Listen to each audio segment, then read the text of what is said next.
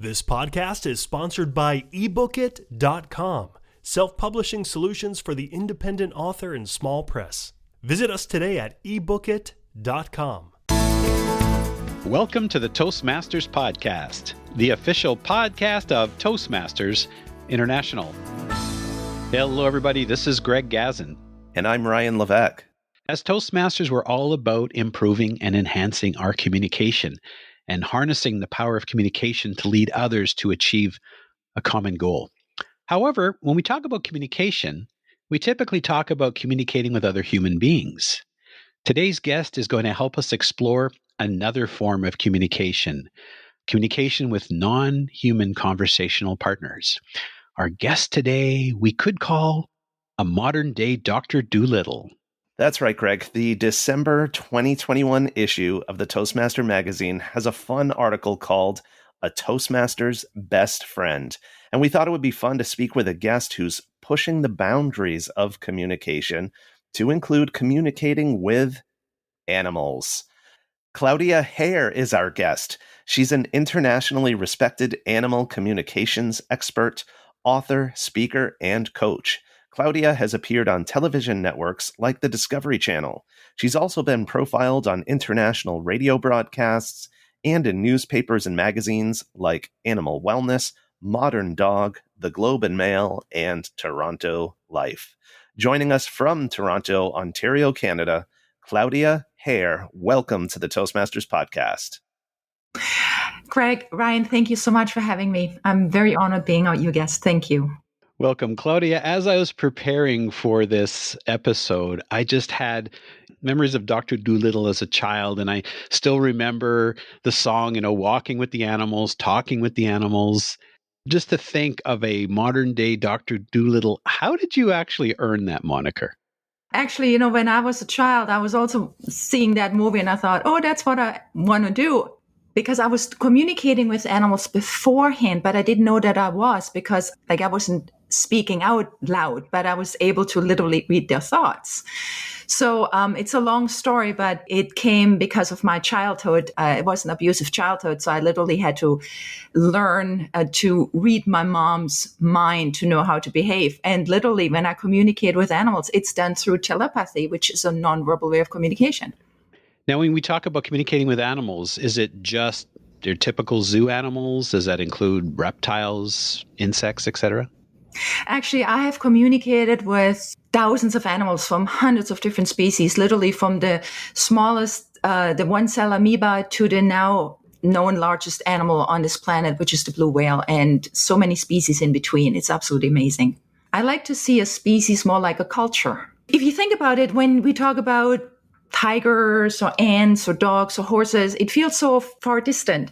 I like to refer to a species like a culture.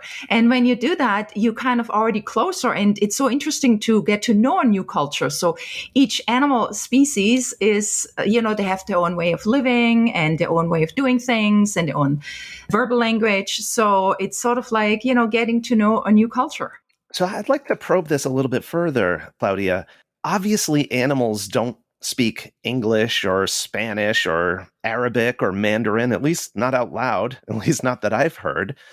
So how does this work? How does this communication where, it's one thing for us to talk to our animals, but animals out there to talk back to us?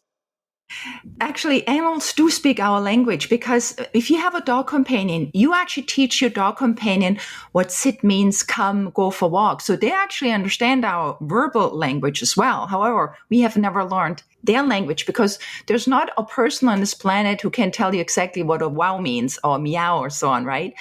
Communication, there's so many different ways, which is the verbal communication, as you said, different languages. There's the body language, there's scent, and so on and so on.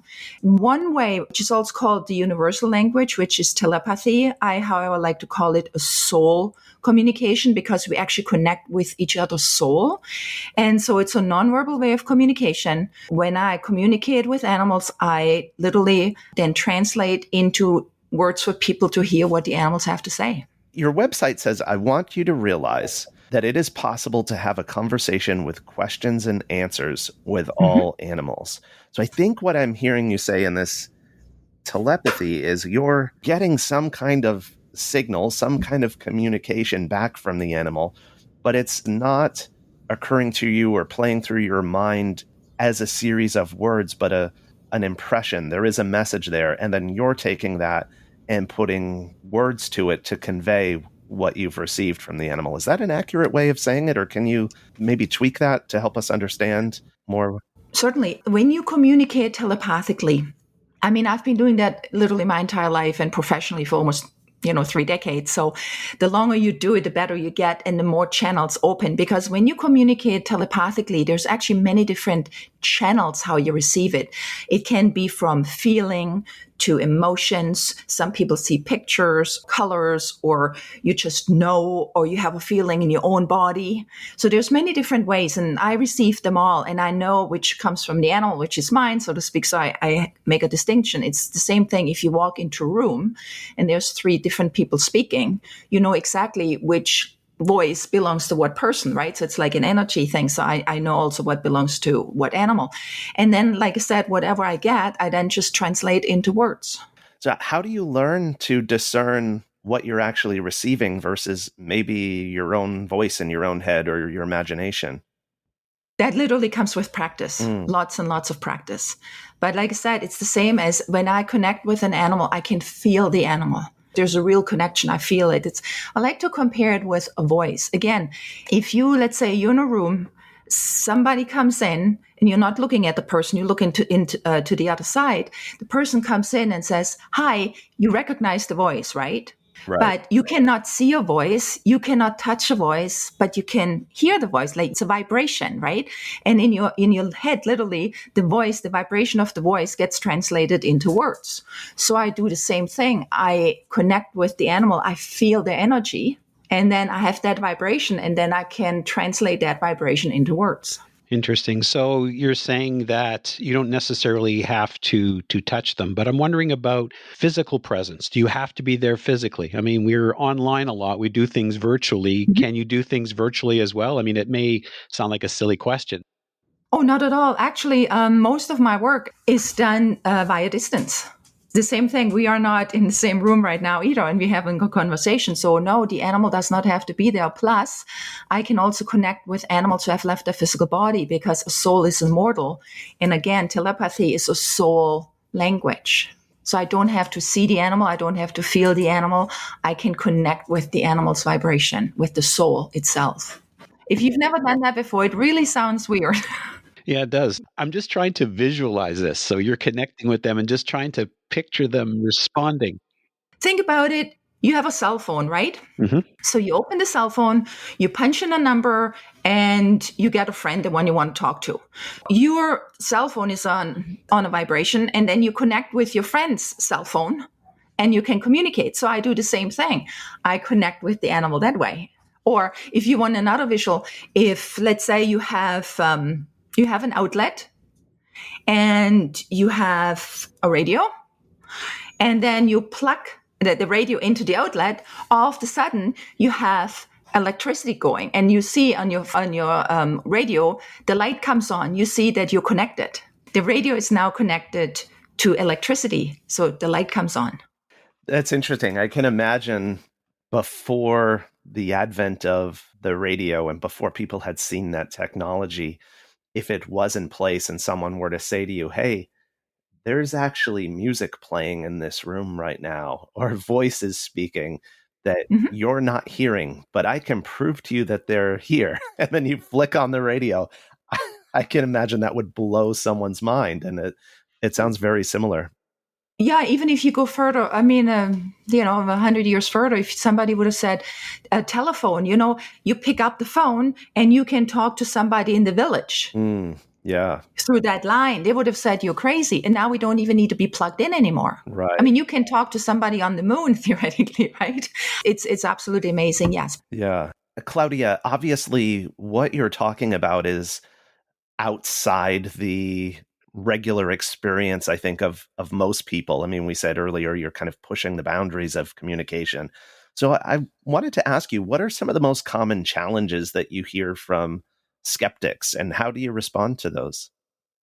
The funny part is that everybody uses this telepathy. Everybody's telepathic because, again, it is a soul ability. And we are soul to have a physical body. We are not a physical body who has a soul. We're actually soul to have a physical body.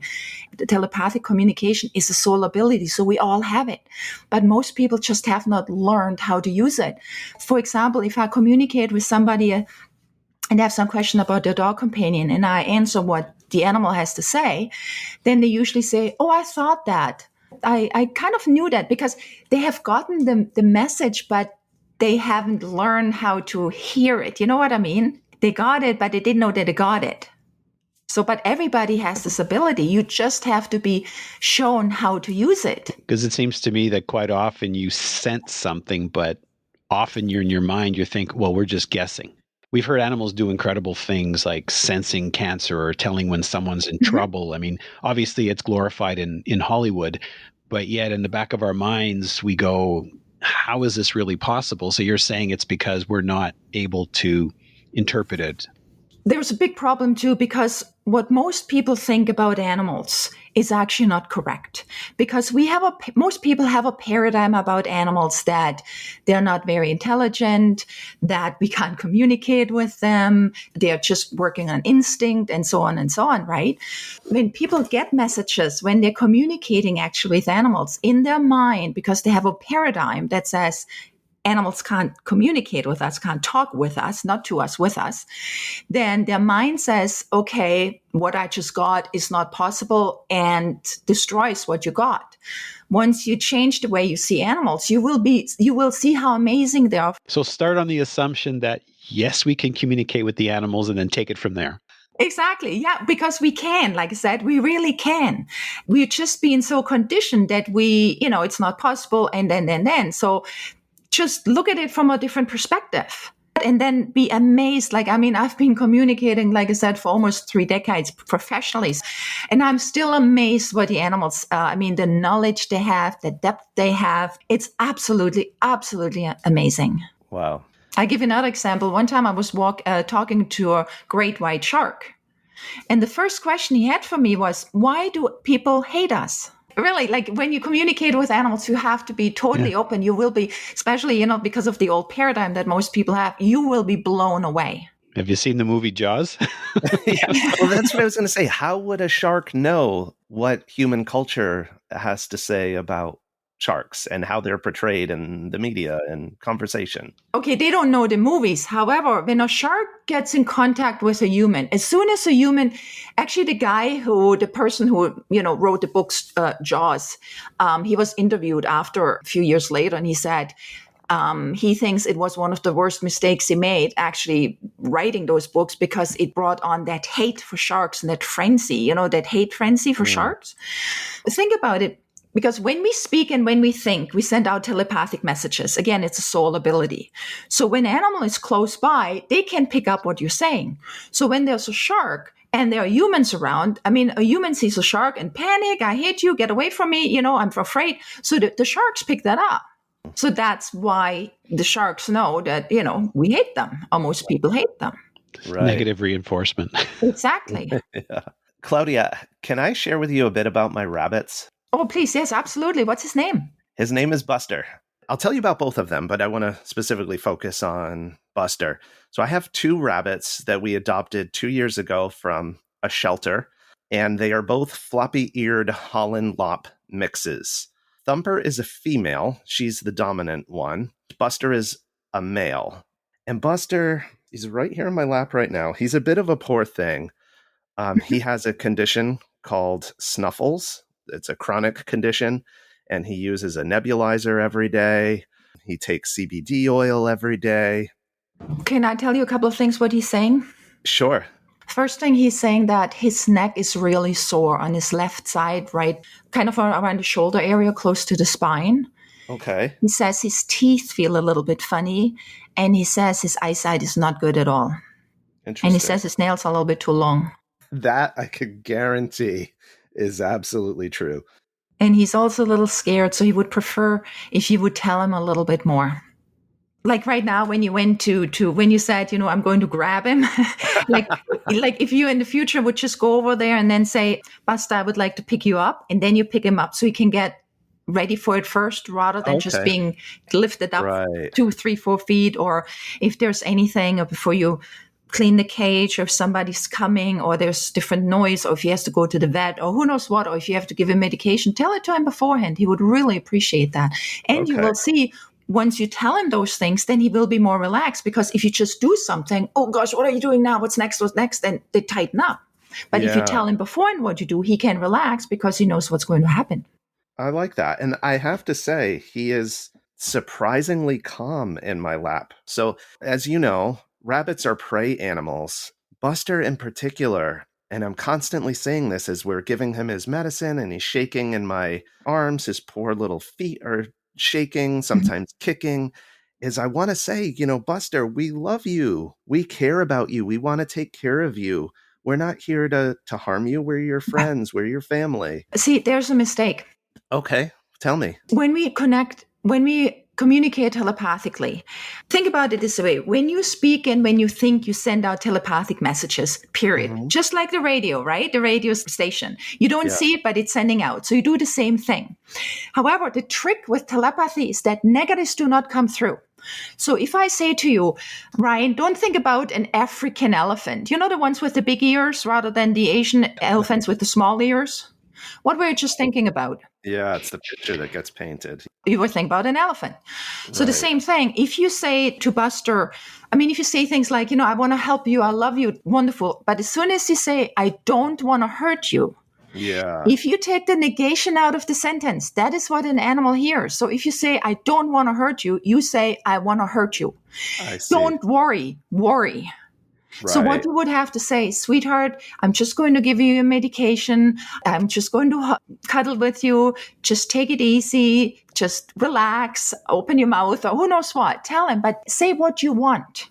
Yeah. So rather Yeah. than saying, don't be scared, you could say, I love you so much. I want to protect you. Relax. Okay. I Right? like that. Yeah, that makes sense. And that's why a lot of people say, when they talk to the animals, they say, you can't talk to animals because I say something to my dog, my cat, and they do the opposite. So it's not true. But the reason is because they say it the wrong way. Same thing, if you learn a language and somebody teaches you that left means right and right means left, and then you come to an intersection and they want you to turn left. So they say left, you turn right, and they say to you, you were Right. told the wrong way, right? And that's why there's so many misunderstandings and miscommunications between humans and animals, because we humans say it the wrong way, not them, we. And then if they do it the wrong way, so let's say you say to your dog companion, don't bark. So you actually tell your dog to bark, because again, take the negation out.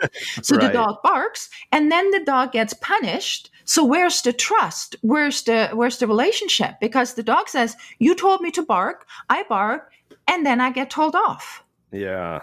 So you would say, please be quiet. Say what you want. Yeah. Even as humans, right? In Toastmasters, if you tell someone, don't worry when you're about to give your speech, it's not like everyone's going to laugh you off the stage and ostracize you. It's like just saying those words is painting the picture of what they don't want. Exactly. Because when we think, we actually think in pictures. So the same thing, if you say to your dog, don't be scared, you see a dog that's sitting in a corner being scared. You don't see a dog that's relaxed lying on the couch. Right. So your dog companion picks that picture up and think, oh gosh, something horrible is going to happen. The first thing when people say to the animal companion, okay, sweetie, we're going to the vet. It's not going to hurt. You don't have to stay. Don't be scared. You literally say, it's going to hurt, be very scared, and you're going to have to stay. Right. And then you wonder why they run away and you can't catch them. I'm wondering if there's anything else. I mean, we do this for our animals out of love, but are there any other things, one or two things that perhaps we're doing that we think are good, but yet they're hindering rather than helping? Yes. Again, we have this paradigm that, that animals, they're so much different than us, but they're not like deep, like, okay, we look different. Absolutely. But I mean, you and I will look different. You and your brother look different, right?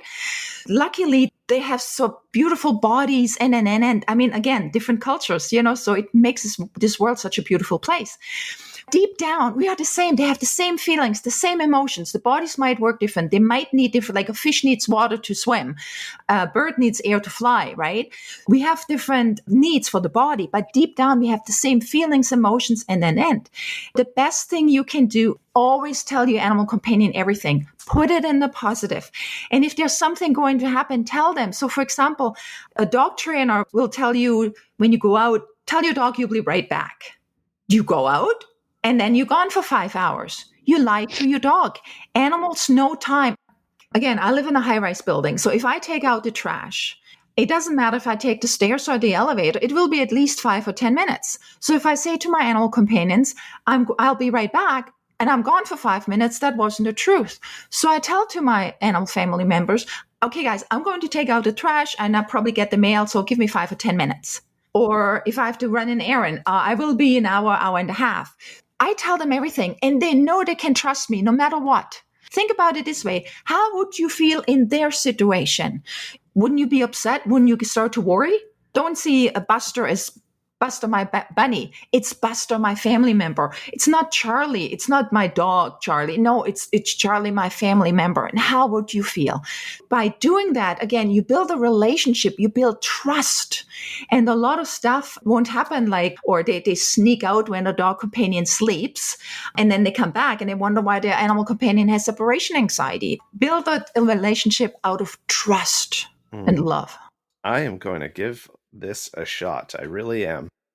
Shifting gears just a little bit and just thinking about Toastmasters, I'm assuming it probably takes a lot more time and patience to communicate with animals. In what ways does going through these exercises of communicating with animals make us actually better at communicating with humans? Through many, many ways. Because first of all is that we really want to focus on what we want.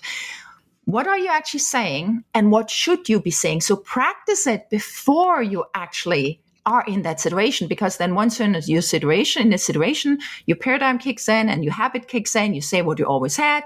So get prepared before. That's the same thing if you give a speech. If you do that with your animal companions, you really will learn the empathy, how they feel. Actually, it's such a shift, and you feel much warmer. It's really, really amazing. And when you do that with your animal companions, don't think that, okay, now you're coming home, you heard this podcast, you're coming home, and tonight you're telling your animal companion what happened, and you were positive, and then tomorrow morning you say, well, that stuff doesn't work because my dog is still doing the same thing. Well, think about it. Without knowing, for 11 years, you lied to your dog companion, you communicated the wrong way. It's not going to shift from today till tomorrow, right? So your animal companion has to learn that your animal companion actually can trust you. It will take some time to shift, but start somewhere. Start now, and you will make mistakes. Sometimes when I communicate with my animal companions, a negative comes in, but as soon as it comes in, boom, oops, there was a negative. I'm totally aware of it right away. Then I correct it right away. Or practice when you communicate with a friend of yours. Try to have a conversation, just a 2 or 3 minute conversation without using the word don't. It's very difficult. So is that the first step? Because I'm just thinking in my mind here, I'm thinking this is totally blowing me away. And when, sometimes we say food for thought, this is like a whole shopping center full of food for thoughts. Where do we start? Okay, you kind of touched upon that, but if we decide in our minds, okay, we are going to change the way we communicate, or we're going to improve the way we communicate, or even make an effort to communicate with our animals, where do we start? Okay, say what you want. So put it in a positive. Tell your animal companions more. Tell them that you're going out, what you're doing. For example, when you go out, tell them, hey, sweetie, I'm going to run some errands. I have to go to the post office, the grocery store, and the bank. I will be gone for an hour and a half. And while I'm gone, just watch some TV, have a snooze. Put everything in a positive. Tell them more. And then see them as not your dog. See them as Charlie. Just those 3 things. And also think about, there's so much more than you just thought. Like I said, that paradigm shift. Once you do those 4 things, they're huge, but they will be life-changing for you and your animal companions. What are signs that it's working? The relationship will shift. I had another lady, she had rescued a bull mastiff who was 6 months, who was very badly abused. She had been working with them for a year and a half. So when the lady called me, her dog companion was 2. And she said, I tried absolutely everything and she knows bull mastiffs. Bull mastiffs are very large dogs, right? And she works with them. Her own dog companions are bull mastiffs. She rescues them. Like, she knows that breed. And she said for this year and a half, she tried everything, training, positive reinforcement, you name it. But to this day, if she would come close to the dog would literally cower on the floor, or she couldn't even feed him unless he was in the crate. He was so bad, like so fearful. Nothing had helped. So I connected with him. And the first question he had for me was, when is she going to hurt me? He told me a little bit about his past, and literally for the first 6 months of his life, every day he was beaten to a pulp. So the first question he had for me was, when is she going to hurt me, his new guardian? Because he thought she didn't hurt me yesterday, so I will get it today, and it will be even worse than it was before. So every single day he was waiting to be beaten up. So I was able to explain to him that was the past, that this was his new family, his new guardian, and she loved him more than anything, and she just wanted the best for him. I get a call 3 days later, and she said, Claudia, I tried it all for a year and a half. Nothing worked. Now the dog is sitting beside me on the couch eating off my plate. That one question this dog had, when is she going to hurt me, changed his life. Wow. Amazing. What a great story to wrap with. I am looking forward to redefining my relationship with Buster and Thumper in a They will love it. more positive way, more open way, more communicative way. And also tell them, we look up at our animal companions and think, oh, I love you. Tell him. Like for my guys, for example, okay, I can't say you're the best dog because I have multiple dog companions. But for example, I would say you're the best Nishoni ever. And I mean time, space, and reality. Thank you for being who you are. Thank you for sharing your life with me. And I mean that, and I tell them that. I always tell them they're a couple of very special bunnies, and they're our favorite bunnies in the world. Awesome, but also make sure you do it individually. Don't always put them together. Okay, good. Wow, this has definitely been mind-expanding, Claudia. This has been really interesting. Thank you so much for coming on and sharing with us, opening this whole new world to us. I'd like to ask you, where can listeners go to learn more about you? Perhaps they might even want you to speak with their animal. How does that get done? Oh, that's awesome. I would be honored. And thanks so much for having me on the show as well. The best is just to go to my website, which is claudiahehr.com. So that's CLAUDIAHEHR.com.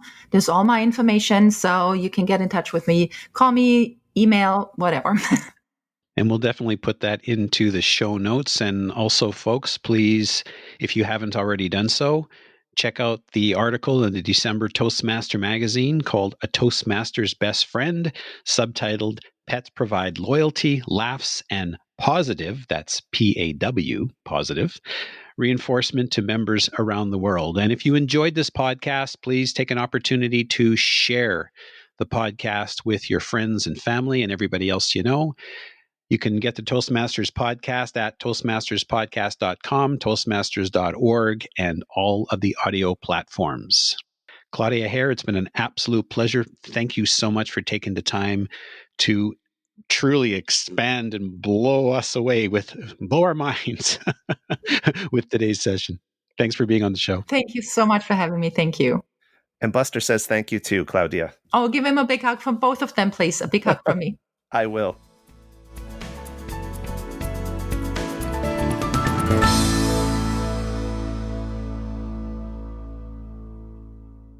Isn't it about time you published that book you've been thinking about? We can help with that. At ebookit.com, we've been providing authors and small presses with ebook publishing services since 2010. Visit us today at ebookit.com and let us know how we can help you.